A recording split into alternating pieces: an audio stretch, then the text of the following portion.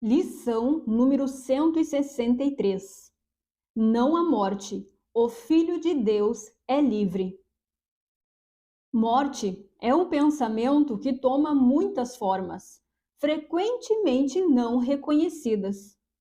Pode aparecer como tristeza, medo, ansiedade ou dúvida, como raiva, ausência de fé e falta de confiança, preocupação com os corpos, inveja e todas as formas em que o desejo de ser como tu não és possa vir tentar-te. Todos esses pensamentos não passam de reflexos da adoração da morte como Salvador e doador da liberação. Encarnação do medo, anfitrião do pecado, Deus dos culpados e Senhor de todas as ilusões e enganos, de fato, o pensamento da morte parece poderoso, pois parece manter todas as coisas vivas dentro de sua mão ressequida, todas as esperanças e desejos no seu domínio maléfico, todas as metas percebidas somente por seus olhos que não veem. Os fracos, os impotentes e os doentes curvam-se diante de sua imagem, acreditando que só ele é real, inevitável, digno da sua confiança, pois somente ele virá com certeza. Todas as coisas, com exceção da morte, são vistas como incertas, rapidamente perdidas por mais difícil que tenha sido obtê-las, inseguras em seus resultados, aptas a falhar as esperanças que outrora geram e a deixar um gosto de pó e cinzas em seu rastro, ao invés de aspirações e sonhos. Mas pode-se contar com a morte, pois ela virá com passos certos quando tiver vindo o momento da sua chegada. Nunca falhará em tomar toda a vida como refém para si mesma. Tu te curvarias diante de ídolos como esse?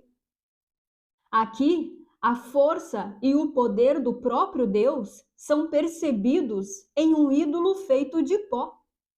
Aqui, o oposto de Deus é proclamado Senhor de toda a criação, mais forte do que a vontade de Deus pela vida, do que o amor infindável e a perfeita e imutável constância do céu.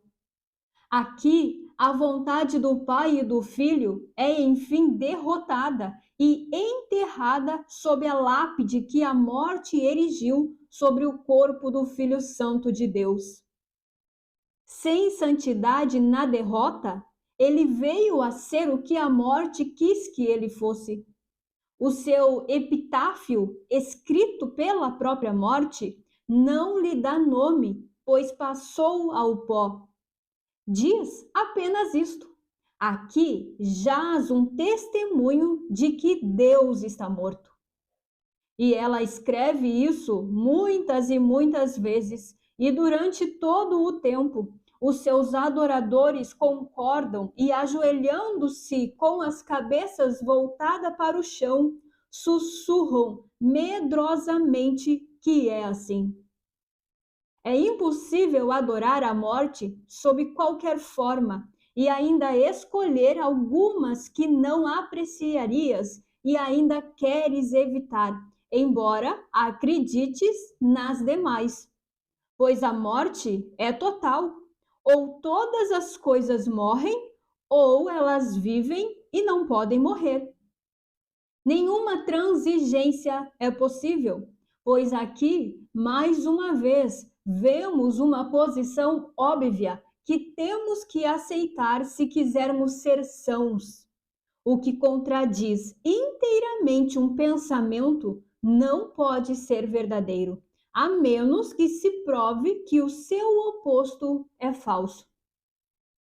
A ideia da morte de Deus é tão absurda que mesmo os insanos têm dificuldade de acreditar nela, pois implica que Deus outrora vivia e de alguma forma pereceu, morto aparentemente por aqueles que não queriam que ele sobrevivesse. Sua vontade mais forte conseguiu vencer a vontade de Deus, e assim a vida eterna deu lugar à morte. E com o Pai morreu também o Filho. Os adoradores da morte podem ter medo, e, no entanto, podem pensamentos como esse ser amedrontadores? Se eles vissem o que acreditam é apenas isso, seriam instantaneamente liberados. E hoje tu lhes mostrarás isso, não a morte, e renunciamos a ela sob todas as suas formas agora, para a sua salvação e a nossa também. Deus não fez a morte, portanto, qualquer que seja a forma que assuma, ela tem que ser uma ilusão.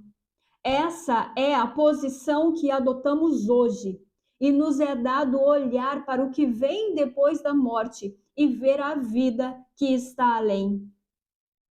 Pai nosso, abençoa os nossos olhos hoje. Somos os teus mensageiros e queremos contemplar o glorioso reflexo do teu amor que brilha em todas as coisas. Vivemos e nos movemos só em ti. Não estamos separados da tua vida eterna. Não a morte, pois a morte não é tua vontade. E nós habitamos onde nos colocaste, na vida que compartilhamos contigo e com todas as coisas vivas, para sermos como tu és e parte de ti para sempre. Aceitamos os teus pensamentos como nossos, e a nossa vontade é una com a tua eternamente. Amém. Essa lição é uma lição muito forte. Deixa eu te perguntar uma coisa. Qual é a única certeza que você tem? Qual é a certeza, a única certeza que você tem? Aqui, todas as coisas mudam, elas podem dar errado, elas podem sair diferente do que você deseja, do que você planejou, podem acontecer várias coisas no processo, no meio do caminho, mas mesmo assim você tem uma certeza. Qual é essa certeza? Qual é a única certeza que você tem? É da morte. É que tudo morre, é que você vai morrer, é que eu vou morrer, é que as pessoas que você ama vão morrer. A única coisa certa que é inevitável nesse mundo, que não tem como fugir, que vai acontecer e pode acontecer a qualquer hora, é a morte. Você já parou para pensar nisso? Você diz que serve, que adora um Deus que é o Deus da vida, que é o autor da vida, que é a própria vida. No entanto, a única coisa que você tem certeza é da morte. Isso faz sentido? Para mim, não faz nenhum sentido. Isso é uma bela reflexão, né? Para nós iniciar o dia, para nós iniciar essa lição. Pensa sobre isso realmente. Você sabe por que acreditamos mais do que tudo na morte? Você sabe por que acreditamos mais na morte do que na vida? Mais na morte do que em Deus? É porque acreditamos na culpa, que somos culpados e merecemos a punição. Somos dignos da morte porque somos merecedores da punição. Ué, somos culpados. Acreditamos tanto na culpa que esperamos, que aguardamos a punição. Acreditamos tanto no ataque que a nossa certeza é na morte. Você consegue perceber onde está o nosso coração? Você consegue perceber onde está a nossa fé, a nossa devoção? Você consegue perceber o quanto destoamos de Deus, o quanto pensamos diferentes de Deus? Nós fomos criados para ser a imagem e semelhança de Deus, mas estamos no avesso. Estamos sendo os opositores de Deus. Pregamos e ensinamos o contrário da vida. Acreditamos mais do que tudo na morte. Confiamos mais nela, esperamos por ela.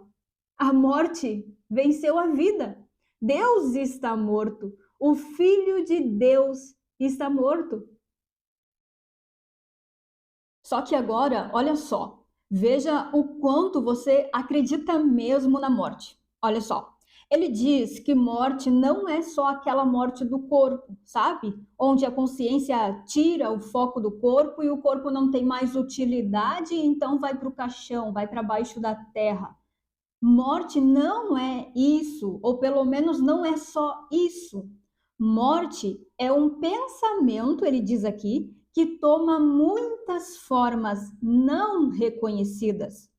Ou seja, a morte tem formas, tem caras que você não reconhece como morte, que você está achando, que você está acreditando que é a vida, que é normal, que faz parte da vida, da criação de Deus. E ele traz alguns exemplos que são a tristeza, o medo, a ansiedade, a dúvida, a raiva, ausência de fé e falta de confiança, preocupação com os outros, né? Com corpos, ele diz aqui, mas é com situações, com pessoas, a inveja e todas as formas que você se vê como limitado, onde você se vê como incapaz, como fraco. Todas as formas em que você se vê diferente de Deus, não sendo a imagem e semelhança de Deus. Você não acredita nessas coisas que eu falei agora? Você não acha que essas coisas aí, elas são normais para nós? Que elas fazem parte da vida, que é super normal? Você não acha que o esforço, que o sacrifício, que a busca, que a falta, que a dor, que a doença, tudo isso é normal na nossa vida? Então, isso é acreditar na morte. É isso que é acreditar na morte. Isso tudo é ter certeza, é ter fé na morte, é ser o opositor de Deus, da vida. Acreditar na morte é acreditar na separação de Deus. Então, sempre que houver um senso de separação aí, vai ter culpa e vai ter a crença na morte. Isto é, se você achar que é um eu aqui, que precisa mudar, que precisa evoluir, que precisa melhorar, crescer, ser alguém na vida, que precisa ganhar dinheiro, sustento, que precisa sobreviver, você está com sua fé depositada na morte. Você está acreditando, você está certo na morte. Sempre que você seguir o roteiro do mundo, você está com sua fé na morte. O mundo é a morte. O mundo, ele é um sistema completamente diferente do de Deus, do reino de Deus. Deus, ele é a eternidade, não é? Deus não é a imutabilidade, a constância. O mundo, o que o mundo é? O mundo é o oposto, é o temporal, é o que acaba, é o passageiro, é a inconstância. O mundo é aquilo que muda o tempo todo, é o que acaba todas as coisas, é onde tudo morre. Acreditar na morte é acreditar no mundo, é acreditar na Bruna, É acreditar nesse personagem, é acreditar que isso tudo que passamos aqui nesse mundo é a vida, que todas as coisas que você enfrenta no cotidiano, no seu dia a dia, que isso é a realidade, que isso é a existência, que isso é a vida. Então, nessa lição, é preciso, a partir daqui, começar a questionar o mundo. Sabe? Nós temos uma mania de questionar a Deus, não tem? Deus, por que tu permitiu isso? Deus, por que tu criou a doença? Por que tu inventou a morte? Deus, por que tu fez desse jeito? Por que tu permite o sofrimento? Crianças abandonadas? Por que tu permite isso? Por que tu faz aquilo? Vocês não questionam a Deus? Então, não é para questionar a Deus, é preciso começar a questionar o mundo. É preciso começar a questionar a ilusão, a morte, porque o mundo, ele é o oposto de Deus. Ele não tem nada a ver com Deus. Deus, ele só cria como ele é, porque ele se estende, ele cria a partir do que ele é. Se Deus é eternidade, ele não pode criar o temporal, o que não é eterno. Então, o mundo não tem nada a ver com Deus. Então, comece realmente a questionar a ilusão, a morte, o mundo. Comece a desconfiar da tristeza, da raiva, da insegurança, da inveja, da dúvida. Isso não é a realidade. Isso não faz parte da vida. Isso é uma crença. E isso é uma crença na morte, porque você está se percebendo separado de Deus. Resolve a separação, confia no que Jesus diz, confia no ser real que você é, que está aí, que é você e sabe que não há separação, confia na vida. Ponha sua fé na vida, na eternidade e retire ela do tempo, do que é passageiro, do que morre. Quando a certeza está na vida, não há morte. Quando a certeza está na vida, não há culpa e nem dor. E esse é o convite da lição de hoje, é questionar a ilusão, é questionar a morte, a limitação, a dor, o passageiro, o temporal. E então reposicionar a consciência na vida, na eternidade. É para começarmos a descansar na certeza de que a vida não virou morte, de que a vida não se mistura, não se envolve, não se liga com a morte.